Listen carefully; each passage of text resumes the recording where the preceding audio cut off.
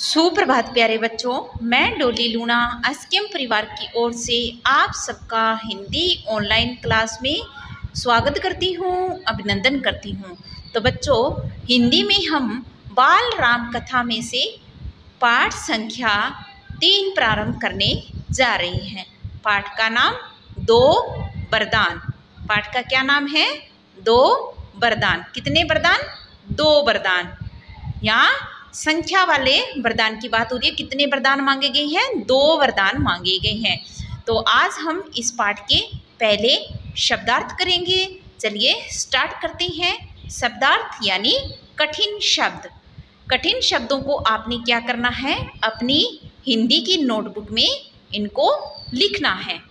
ये जो शब्दार्थ मैं आपको करवा रही हूँ, आपने इनको हिंदी की नोटबुक में लिखना है और इन्हें याद करना है। तो बच्चों, कठिन शब्दों का मतलब होता है यानी उनका आसान अर्थ लिखना। तो हमारे पास पहला शब्द है सम्मान। सम्मान का मतलब क्या? आदर करना। तो हमें कहा जाता है ना कि हमें बड़ों का आदर करना चाहिए, सम्मान करना चाहिए, उन्हें नमन करना चाहिए, उनका सत्कार करना चाहिए।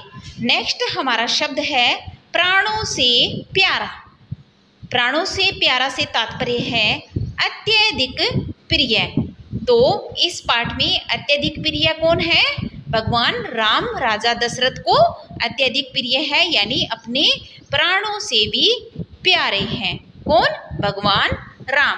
तो प्राणों से प्यारा शब्द से तात्पर्य है बहुत प्यारा।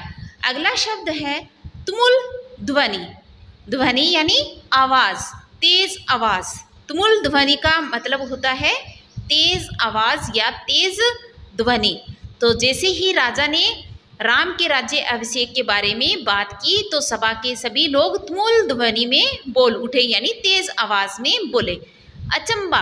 अचंबा यानी आश्चर्यचकित। अचंबा हुआ किसको?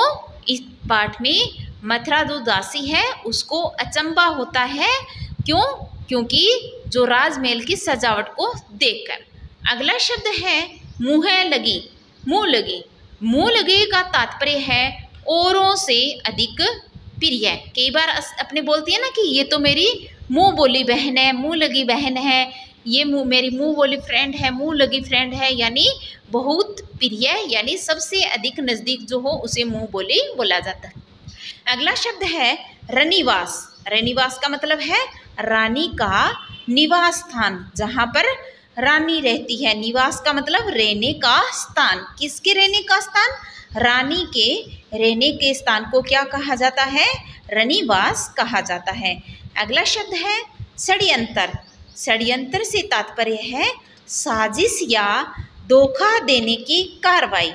साजिश या धोखा देने की कार्रवाई करना क्या कहलाता है? षड्यंतर कहलाता है। यानी ऐसे कहते हैं ना कि षड्यंत्र रचा या साजिश रची, यानी उसने हमें धोखा दिया, धोखा देने का षड्यंत्र रचा, साजिश रची। तो ये हम लिख सकते हैं। नेक्स्ट है जलभुन। जलभुन का तात्पर्य है अत्यधिक क्रोधित, यानी बहुत ज्यादा क्रोध में होना। तो अत्यधिक क्रोधित कौन हो गई थी? मथुरा दासी। अगला शब्द है आग बबूला। आग बबूला का तात्पर्य है क्रोधित, यानी बहुत ज्यादा क्रोध होना, क्रोधित होना। आग बुबला यानी ये नहीं कह सकते कि आग निकल रही हो। आग बुबला होना यानी बहुत ज्यादा क्रोधित होना। नेक्स्ट शब्द है समारोह है। समारोह है यानी उत्सव, यानी जो त्योहार मनाया जाता है, जो फेस्टिवल मनाया जाता है। अव्यक्त। अव्यक्त से तात्पर्य है जिसे कहा न जा सके, वो क्या कहलाता है?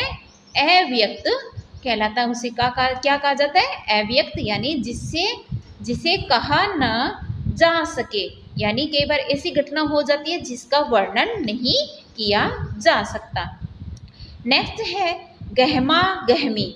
गहमा गहमी से तात्पर्य है चहल पहल या रौनक। क्या कह सकते हैं हम?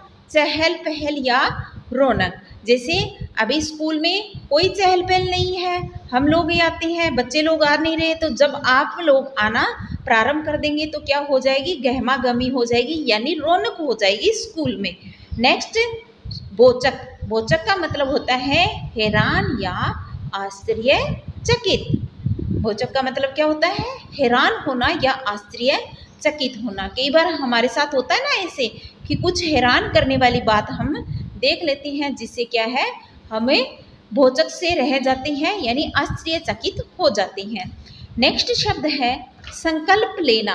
संकल्प लेना से तात्पर्य है किसी काम को करने का निश्चय करना, यानी ये निश्चय कर लेना कि ये काम मैं करके ही रहूँगा। अपने ऐसे संकल्प लेते हैं ना, संकल्प लेने से वो काम क्या है, पूर्ण हो जाता है। अगला शब्द है टस से मस न होना। टस से मस न होना से तात्पर्य है बात न मानना।